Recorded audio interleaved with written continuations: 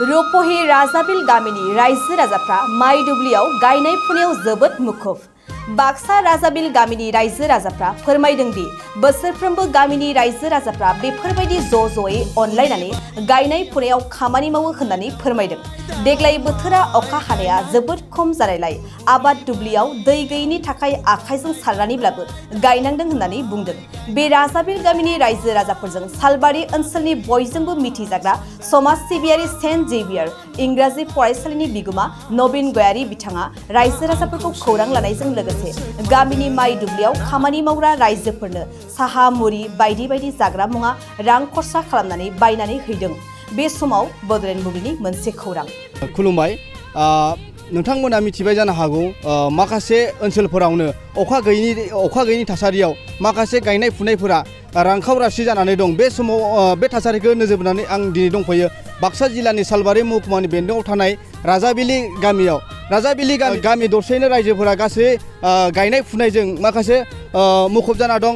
बिथांमोना माखासे दुखु जारलाखौ फोरमायदों। अखा गैयिनि थाखाय बिथांमोना दिनैहाय अखा गैयाब्लाबो जा एसे दै दङ बिथांमोना बेजोंनो गायनो होननानै साखा फारा जादों। बिथांमोना दिनै रायजो नाङैनो बहुद खस्थ'नि गेजेरजों माइ फुनाय हाबाफारि लादों आरो लोगोसे बिथांमोना गाबोननिफ्राय गायगोनबो।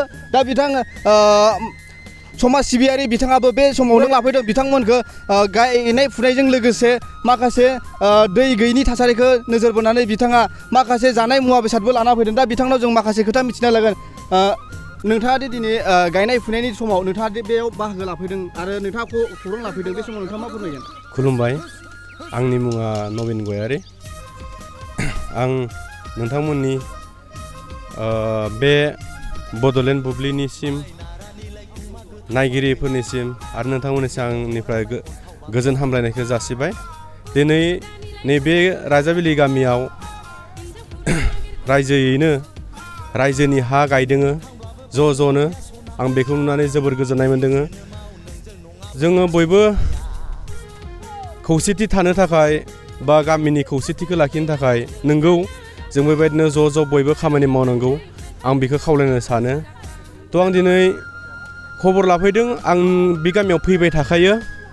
आंखौ गोबाङानो सिनायो, आदै मादै आदा बाजै फंबाय बिनानाव गासैबो सिनायो।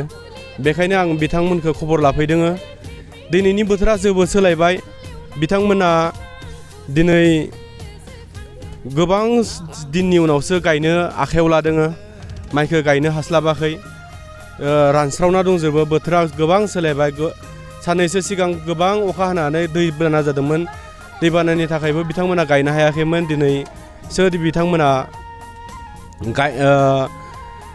आरो साननैसो थानायनि उनाव दिनै बोथोरा अखा थोबसेबो हायाखै। थेवब्लाबो बिथांमोना आखाइजों सारनानैबाबो दैखौ आखाइ सारनानैबाबो गायदोङो। थ' बेनि थाखाय बिथांमोनखौ साबायखर बावनो सानो आङो। खस्थ' खालामनानै गायनांगौ। जों बर' हारिया बा आसाम हादोराव बड'लेण्डआव बिटिआरआव जोङो आबाद मावनानै थांनानै थायो। आबादानो जोंनि गाहाय गुदि होननानै आं फोरमायनो सानो आरो। थ' आङो दिनै बिथांमोननो साहा होफैदों, साहा मुरि। थ' जोबोर गोजोननाय मोन्दों बिथांमोननो होनो मोननानै। बेखिनियानो आरो। इयुननि समाव माखासे दिनै ओनसोल नाङैनो बा गामि दरसेयैनो माइ गायनाय फुनाय हाबाफारि लादों। बे समाव नोंथाङा इयुननि उनाव नोंथाङा माबायदियै नोंथाङा समाज सिबियारि हिसाबै नोंथाङा माबायदि हाबाफारि लागोन? आंहा बेबायदि जेबो टारगेट गैया। थ' आं मानसिफोरखौ मोजां मोनो। आदा बाजै लोगो मोननानै आं बिथांमोनखौ लोगो हमनो फैदों सानफ्रामबो नुबाय थानायखाय। इयुनाव आंहा जेबो टारगेट गैया। थेवबो हानायमानि आङो समाज सिबिनायनि खामानि मावलांबाय थागोन। आङो उन्दै समनिफ्रायनो समाज सिबिनाय खामानियावनो नांथाबबोबाय थादों। नोंगौ, बिथाङा माखासे खोथा फोरमायना होबाय आरो लोगोसे दिनैनि समाव बा रांखावरासि बा सान्दुं गोसानि समावबो माखासे दै गैयि टाइमावबो बिथांमोना गायनाय फुनाय हाबाफारिखौ लादों आरो लोगोसे जों गामिनि गाहाय नेहाथारि बिथांनाव जों माखासे खोथा जोङो मिथिना लागोन। अखा गैयि टाइमावबो नोंथांमोना बे माइखौ फुगासिनो दं।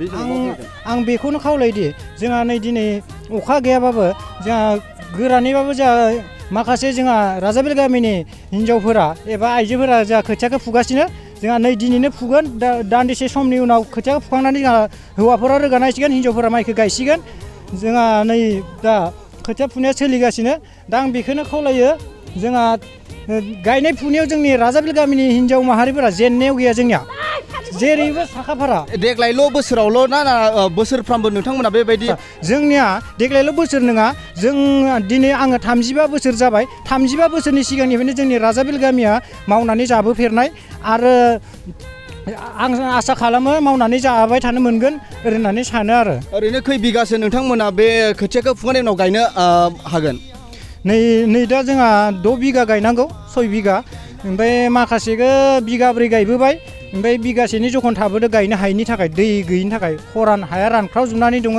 जोबोर गायनो खस्थ' जानायनि थाखाय बिगासे गारबोबाय 5 बिगा हाखौ 4 बिगा गायबोनानै नै दा 6 बिगा दङ 6 बिगाखौ नै दा दानसे फुखांनायनि उनाव जोंहा गायगोन नोंथांमोनाथ' दिनैहाय खोथिया फुबाय लोगोसे माइ गायगोन बेनि समाव दैमानि दैजों गायो ना अखानि दैजों गायो नोंथांमोना नङा जोंहा अखानि दैया ओरैनो इसे दं फारसेथिं आरो खाथि खाला फुख्रि दङ बेनिफ्राय जोंहा मिसिं सारनानै गायो आरोखि नै दा खना खनला दै गैया बेयाव मिसिं सारगोन दायो दसे उनाव ओमफ्राय ट्रेक्टरजों ओरै लिक बानायनानै आरो खदालजों लिक बानायनानै दैखौ सारना हरगोन आरो बे समाव बिथांमोना फोरमायबाय लोगोसे जोङो खौरां लाफैनाय समाज सिबियारि बिथां नबिन गयारिनिफ्रायबो जों मिथिबाय आरो लोगोसे गामिनि नेहाथारि बिथांनिफ्राय जों माखासे खोथाखौ मिथिना लाबाय नंगौ बिथांमोना सान्दुं गोसानि समाव बा अखा गैयि थासारियावबो बिथांमोना गायनाय फुनायजों मुखुब जाना दं आरो लोगोसे गामि नाङैनो ज' गायलाय फुलाया एबारल' बोसोर नङा बोसोरफ्रामबो बिथांमोना सोलिबाय दङ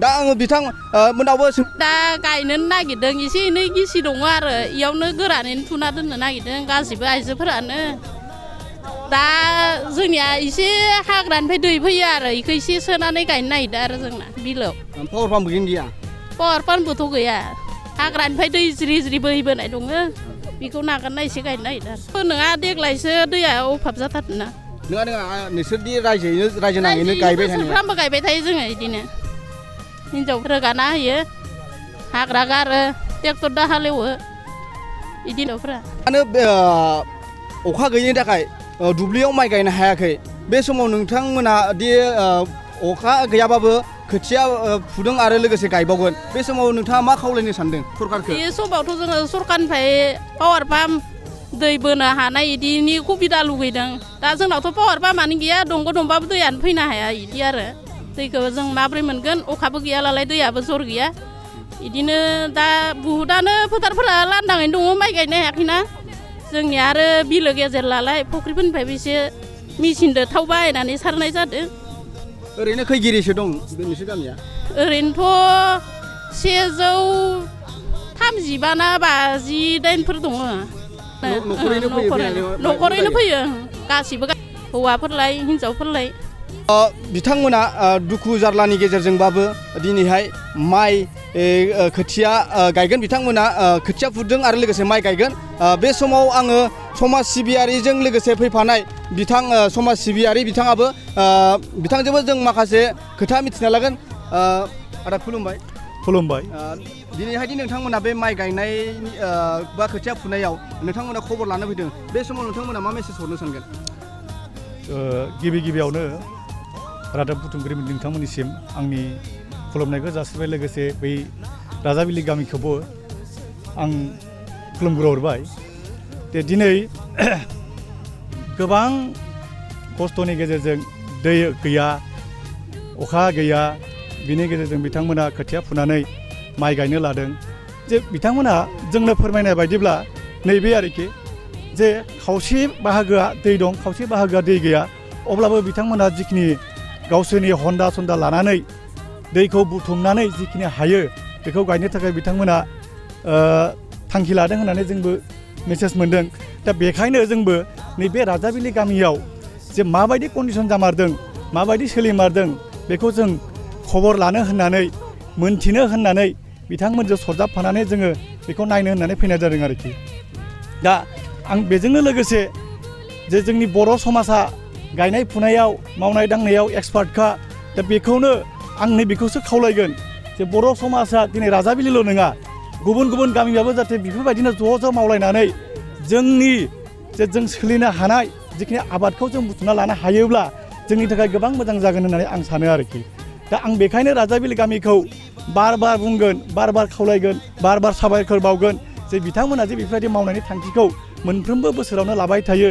मोनफ्रोमबो बोसोरावनो मावबाय थायो जों बेखौ मिथिनानै आंनिफ्राय अन्तत आं गोबां सुखि मोनदों आरोखि नोंगौ बिथाङाबो माखासे खोथा फोरमायबाय माखासे दिनैहाय अखा गैयि टाइमाव बिथांमोना रायजो नाङैनो माइ गायनायाव बिथांमोनाबो खबर लाफैदों समाज सिबियारिनिफ्राय लोगोसे माखासे जाग्रा मुवा बेसाद होफैदों आरो लोगोसे बिथांमोना नंगौ माखासे समाव बिथांमोना माइ गायनो अखा गैयिनि थाखाय गायनो हायाखै नोंथाङा सरखारि साख्रि नागिरदोंना नोंथांनि थाखाय मोनसे गोजोनथाव खौरां नोंथांनि थाखाय दं एडुकेट पइन्ट जेराव नोंथाङा सोलोंथाइ लानायनि गेजेरजों सरखारि साख्रिनि गुबुन गुबुन रोखोमनि गोब्राब आनजादफोरखौ उथ्रिसारनो हागोन आरो गावनि आथिङाव गसंथानो हागोन बे एडुकेट पइन्टआव नोंथांमोना SSC bank PO bank clerk bank SO UPSC FSC defence railway state insurance एएअ एडिअ एसिस्टेन्टजों लोगोसे स्टेट लेभेल जब आरो माखासे सरखारि साख्रिनि आनजादाव गोनांथि जानाय आयदाफोराव सोलोंथाइ लानो हागोन मख'नो गोनांदि बे सोलोंसालियाव साख्रिनिल' नङा बेयाव MBA आरो सैनिक स्कुल बायदियाव एडमिशननि थाखाय एन्ट्रेन्स होनो थाखायबो सोलोंथाइ लानो हागोन बे सोलोंसालियाव गाहाम थाखो खथानि सुबिदा दं आरो सम मथे नोंथांनि सोलोंथाइखौ बे सोलोंसालियाव होनाय जागोन बेखौबो मिथिनांगोन दि बे एडुकेट पइन्टआव सोलोंथाइ लानानै बावैसो 2021-22 इं मायथाइनि एसएससि जिडिनि आनजादाव गासै 11 सा सोलोंसाफोरा उथ्रिसारनो हादों बारा नङा गासै 15,000 रांजोंनो नोंथाङा बे सोलोंसालियाव 6 दानसिम सोलोंथाइखौ लानो हागोन बे सोलोंसालिया क'क्राझार बरपेटा रड गवालपारा आरो बङाइगावआवबो दं क'क्राझाराव सोलोंथाइ लानो गोसो गुदुं जानाय सुबुंफोरा 70020261333 9101 536360 70020261333 9101536360